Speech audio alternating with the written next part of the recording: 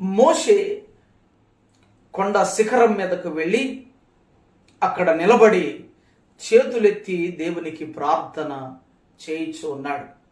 ఎప్పుడైతే మోషే తన చేతులు బరువెక్కాయో తన చేతులు కిందకు దింపాడు. ఆ సమయంలో ఇశ్రాయేలు ప్రజలు అమాలేకీయుల చేతిలో ఓడిపోతూ ఉన్నారు.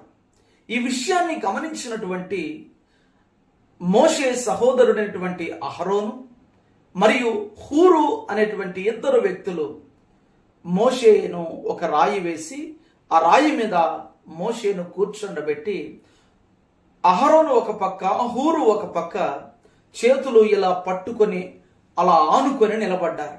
ఎప్పుడైతే వీరు అలా ఆనుకొని నిలబడ్డారో మోషే చేతులు అలానే పైకి ఎత్తబడే ఉన్నాయి.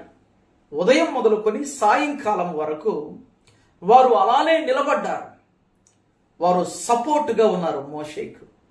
Praise the Lord. ఆ కారణము చేత అమాలేకీయుల మీద ఒక గొప్ప విజయాన్ని వారు సాధించారు.